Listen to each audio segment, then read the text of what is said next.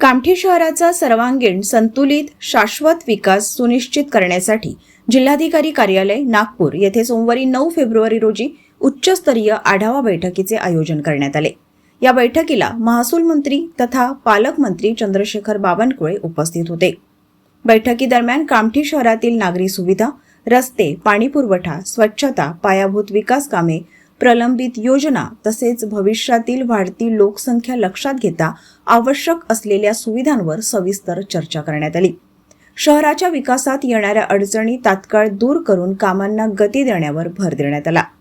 या बैठकीला आमदार कृष्णा खोपडे, कामठी नगर परिषदेचे अध्यक्ष अजय अग्रवाल, मौदा नगरपंचायतीचे अध्यक्ष प्रसन्ना तिडके, जिल्हाधिकारी डॉक्टर VP निटणकर, महामेट्रोचे व्यवस्थापकीय संचालक श्रावण हर्डीकर, उपविभागीय अधिकारी वंदना सवरंगपते यांच्यासह विविध विभागांचे वरिष्ठ अधिकारी उपस्थित होते। पालकमंत्री बावनकुळे यांनी विकास कामांमध्ये कोणतीही दिरंगाई खपवून घेतली जाणार नाही असे स्पष्ट केले।